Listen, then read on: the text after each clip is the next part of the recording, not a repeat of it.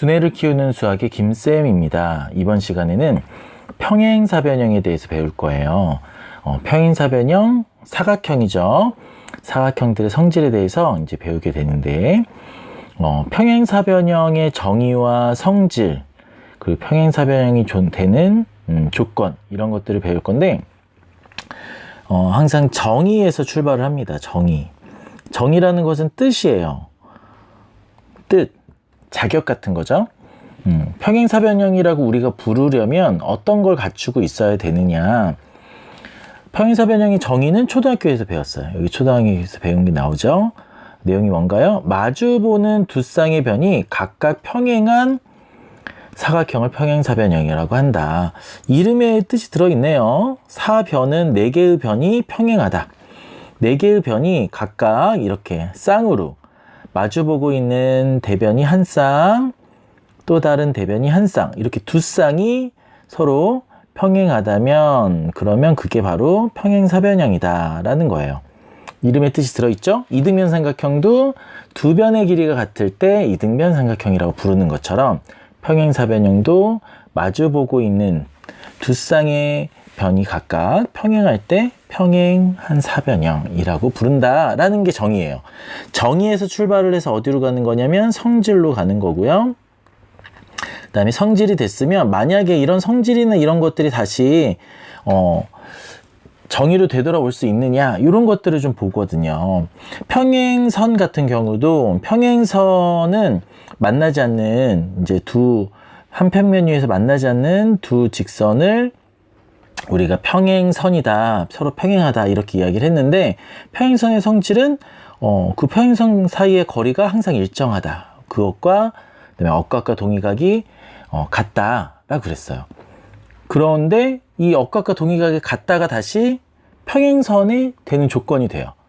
억각과 동의각이 같으면 우리가 평행선인 줄 안다는 거예요.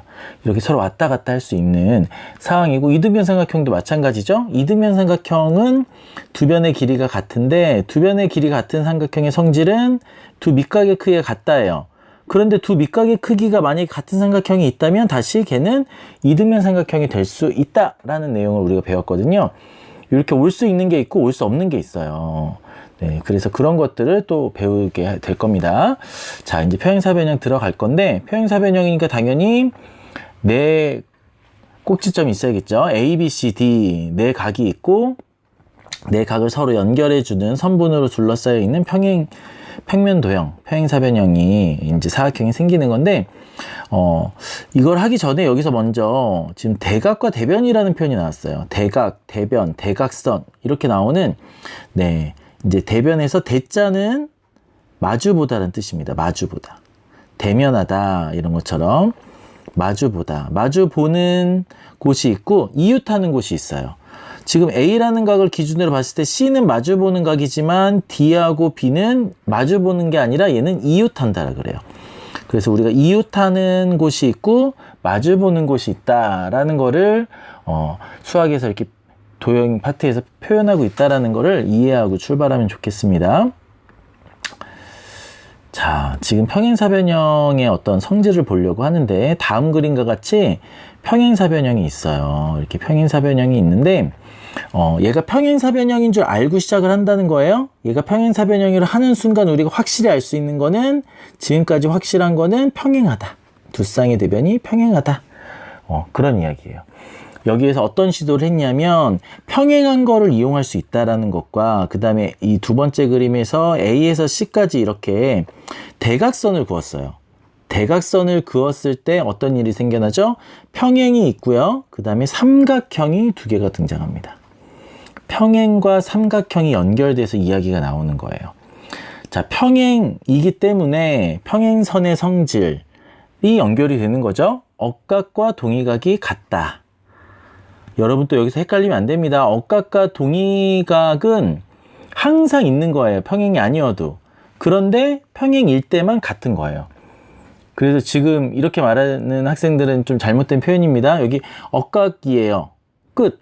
억각에서 끝나면 안 되고 억각이라서 평행선이라서 억각이 같아요 까지 이야기를 해줘야 되는 거예요. 안 그러면 나중에 평행이 아닐 때도 엇각인 상황에서 갖게 되는 그런 게 혼란이 올 수가 있습니다. 자, 어쨌든 여기서 평행이라는 것들을 이용해서 뭘 했냐면 엇각, 이 작은 동그라미, 하얀색 동그라미끼리 엇각이죠. 그거는 어떤 평행선을 한 거예요? AD와 BC가 평행한 걸 이용한 거예요. 그 다음에 여기 까만 칠해져 있는 그 엇각은 AB랑 CD가 평행했을 때 발생하는 엇각이에요. 그래서 이 두 엇각이 전부 다 두 쌍이 모두 평행할 때 성립이 된다. 그리고 나서 AC라고 하는 대각선은 양쪽 삼각형이 모두 갖고 있기 때문에 자, 합동 조건 한 변의 길이랑 양 끝각이 모두 같은 ASA 합동 조건을 만족해서 합동이다. 자, 합동이므로 이제 합동이기 때문에 합동이면 연결되는 게 대응변과 대응각이죠. 대응변, 대응각.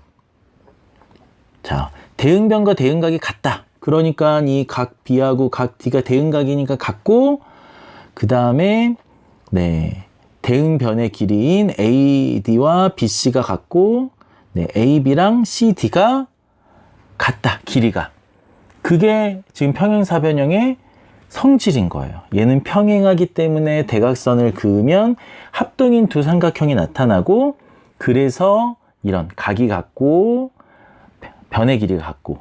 네, 지금 B하고 D만 했지만 여기 지금 이거 까만 동그라미, 흰 동그라미, 까만 동그라미, 흰 동그라미로 각 A랑 각 C도 같게 되는 거죠. 여기에 이제 추가로 더 이렇게 써줄 수 있는 겁니다.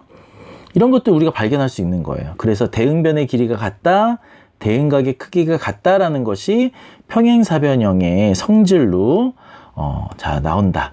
그러므로 여기 맨 마지막에 나오죠. 그러므로 평행사변형의 두 쌍의 대변의 길이는 각각 같다. 그리고 두 쌍의 대각의 크기도 각각 같다.